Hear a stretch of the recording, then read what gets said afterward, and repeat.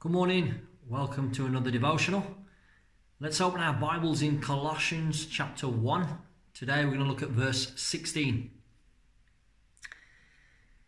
For by him all things were created that are in heaven and that are on earth, visible and invisible, whether thrones or dominions or principalities or powers, all things were created through him and for him.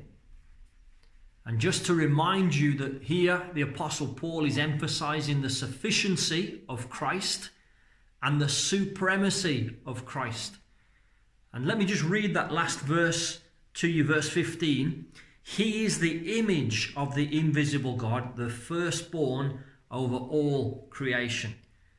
And we said during our last devotional that as the firstborn over all creation, what Paul is trying to say is that Christ has the supremacy over all creation. Just as the firstborn son in a family would be supreme in terms of the inheritance. And so he is supreme over all creation. Why is he supreme over all creation? He says, for by him all things were created that are in heaven and that are on earth, visible and invisible, whether thrones or dominions or principalities or powers. And I think that if we were living in Colossae at the time and part of that church, this would make a little bit more sense. You know, of course, it's a general truth that Christ is supreme over everything, over all creation, and we have no problem accepting that. But I think that this had something to do with some of the teaching that was going on by these groups that were troubling these young believers in Colossae.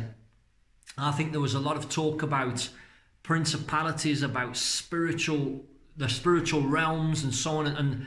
And I think that Paul here was just reminding these Colossian believers, you know, that Christ is supreme over everything.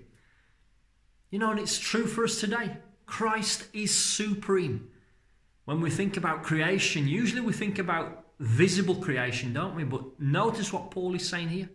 He's saying that he's not just supreme over all of physical creation, he's supreme over all of heaven, over all the things that are visible and invisible, whether thrones, dominions, principalities, and powers. Christ is supreme. And you can see that as you read through the Gospels. You can see Jesus, you can see the authority that he had over demons, for example, when he would cast out demons with a word. You see the authority that he had over death. You know, with a word, he could command life. And people were resurrected. Lazarus, for example. And so Christ is supreme over all creation. It says, all things were created through him and for him. All things, whether visible or invisible, were created through him and for him. He was the agent of creation. He was involved in the creation, the physical creation and the spiritual, the invisible creation. And so therefore he is supreme. He has authority. The thing that strikes me here is that this is God's world. It's not our world. It belongs to God. He's the one that created it. Christ created the world. And it says it was created through him and for him. It was for him that the world was created. It was for him and for his purposes that we were created. You know, and sometimes we would think the world is created for us. That, you know, that we're just here to please ourselves. This is God's world.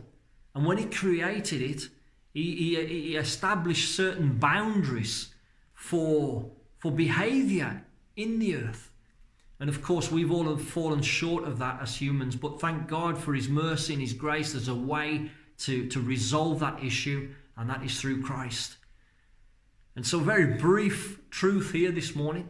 Just to remind you, as Paul was reminding those first century Colossian believers, you don't need to worry about some of the teaching that was going on.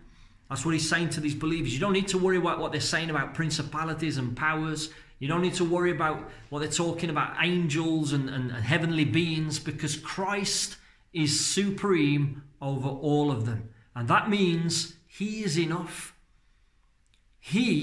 Christ, is enough. He can supply your every need, whether that be physical, material, or spiritual. And that is the same for us today. So let us hold on to this truth. Let's remember and let's rejoice in the fact that we serve the supreme God, supreme over all things, visible and invisible. He is Lord over all. May God bless you. Have a great day.